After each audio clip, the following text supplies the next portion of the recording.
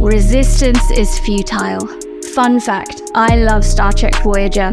A strong female lead as captain of the starship is an obvious attraction to me, but it's the character of Seven of Nine who I find fascinating, a Borg, a drone who, over time, unfolds to her human self and creates meaning and purpose from the awful, violent things she's done unconsciously as a Borg.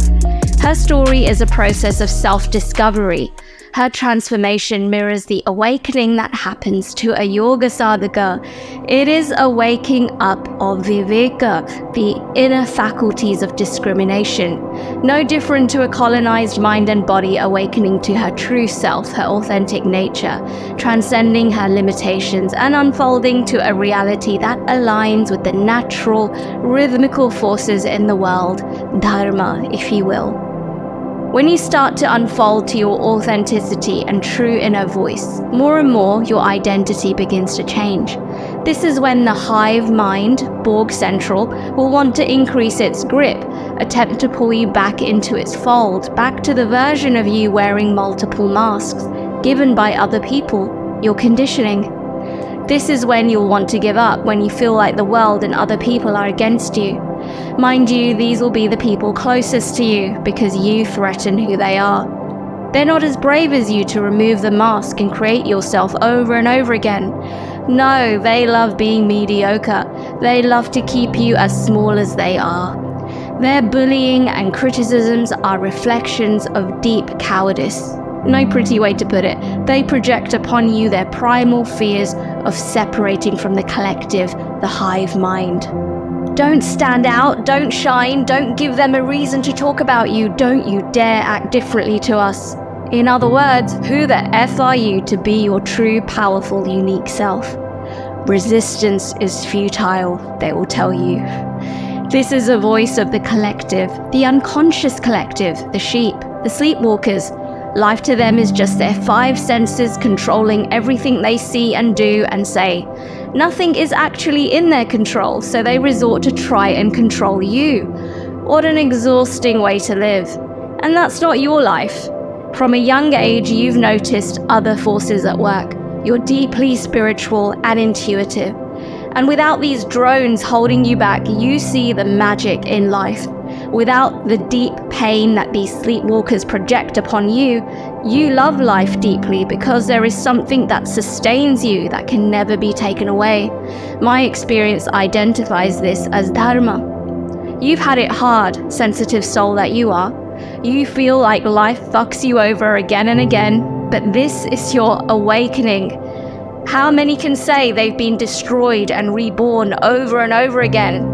Hell, you may even have your next spiritual awakening tonight or tomorrow morning.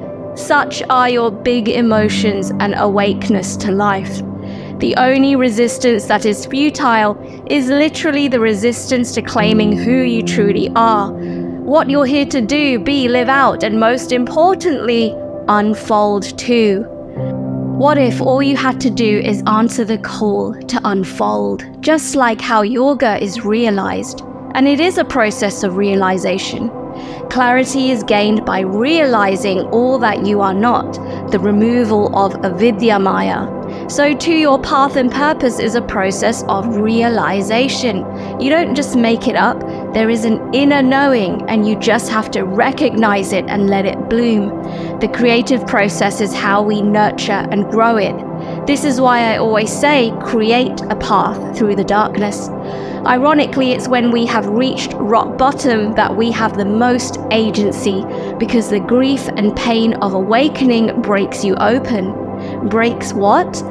Whatever is concealing the light of your consciousness.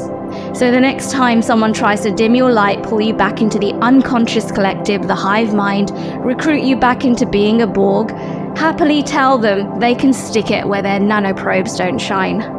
And lean into the inner voices of fear and resistance of taking the next step towards expressing your authentic self, who is always patiently awaiting your unfoldment towards your true path and vision.